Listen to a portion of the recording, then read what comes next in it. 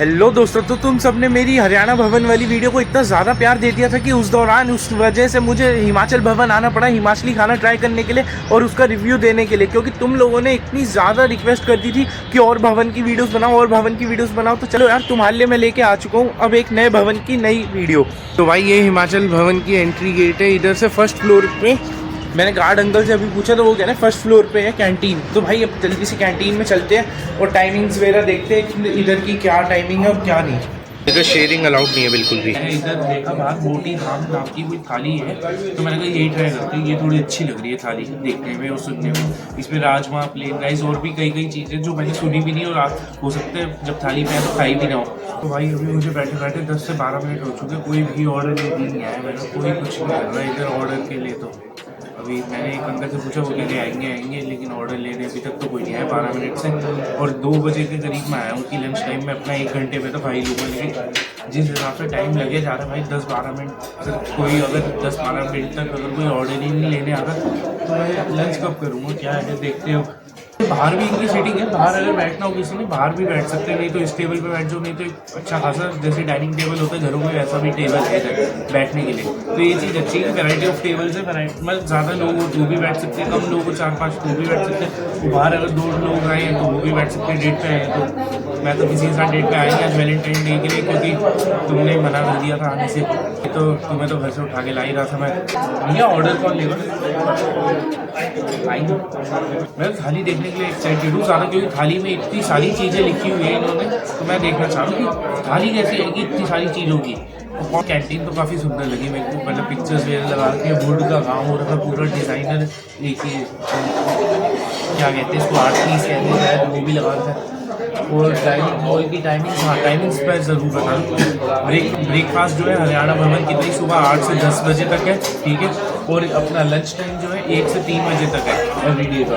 और अपना ये डिनर टाइम है 8 बजे से 10 बजे तक, जो कि हरियाणा भवन का टाइम है, बिल्कुल वैसे ही टाइम है अभी। अब जो अपनी थाली है वो तो आ चुकी है, जिसमें मुझे प्लेन राइस तो दिख ही रहे हैं जो मैंने कहा था, और इसमें मीठे चावल भी दिख रहे हैं जो दिवाली पे घरों में बनते ही बनते हैं। तो साथ में देखते हैं और क्या क्या चीज़ है। तो इधर भाई अलग अलग तरीके की सब्जी दे रखी है, काले छोले दे रखे हैं, कड़ी दे रखी है राजमा में यार इन्होंने एक चीज़ मैंने नोटिस करी, राजमा में इन्होंने नारियल डाल रखे हैं, नारियल छील के, जो कि अलग था। स्वाद मैंने आज तक करा नहीं है नारियल के साथ राजमा कैसे लगेगा क्या है। और साथ में ये एक तंदूरी रोटी और एक मिस्सी रोटी पहले टेस्ट करते हैं एकदम। इन्होंने साथ में छाछ दी है, कुछ दी है, इसको भी पी के टेस्ट करेंगे ये छाछ है क्या है।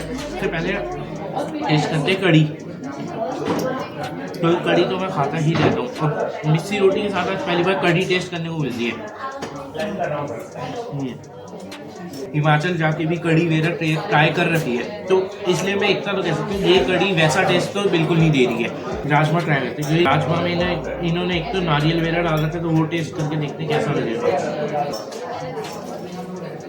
हो सकता है उधर दही के साथ खाते होंगे लोग या पता नहीं, क्योंकि मुझे हल्का खट्टा खट्टा लगा।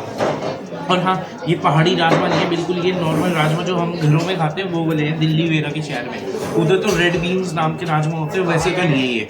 ट्राई करते हैं काले छोले वैसे तो मेरे इतने फेवरेट नहीं है, लेकिन छोलों में भी इन्होंने नारियल वेरा डाल रखा है, नारियल की वजह से सारा टेस्ट मीठा हो गया। राजमा एक थोड़े दही की वजह से खट्टे लग रहे हैं, कड़ी अच्छी है लेकिन वैसा टेस्ट नहीं जैसा मैंने हिमाचल में खाया था। और काले छोलों में मीठापन बहुत आ रहा है। तो ये ड्रिंक्स जो दिए इन्होंने ये पी के देखते हैं, ये तो दही है पूरी, मतलब छाछ लग रही है लेकिन मसालेदार छाछ। और मसालेदार छाछ में भी अगर तुमने अमूल वेरा की भी है वैसी नहीं है मसालेदार छाछ, ये अलग ही स्वाद है थोड़ा। पूरा खाते हैं ये हरी वाली सब्जी, क्योंकि हरी वाली सब्जी यार समझ नहीं आ रहा इसके बीच में इन्होंने बेसन का ये पकौड़ा सा डाल रखा है या पनीर डाल रखा है, क्या है ये ट्राई करते हैं। इन्होंने एक तो काली मिर्च वगैरह एकदम फूट के नहीं डाली, काली मिर्च पूरा साबुत दाना डाला, तो वो टेस्ट में अब देखते हैं कैसा लगता है।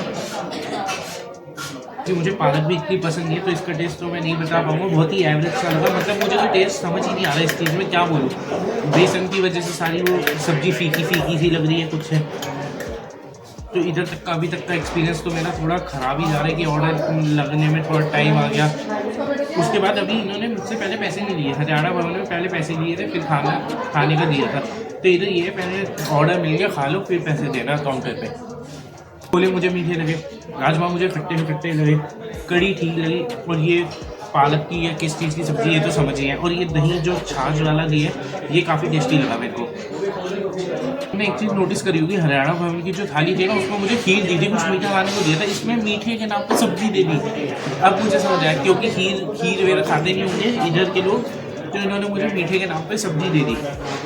मीठे चावल खाते हुए इस थाली का रिव्यू कर देते हैं एकदम जेन्युइन सा अच्छा सा। तो मैं इस थाली को 10 में से, सही बताऊँ तो 10 में से मैं इस थाली को 5 नंबर दूँगा, 5 भी नहीं 4.5 दूँगा, क्योंकि मुझे ज़्यादा पसंद नहीं आया खाना।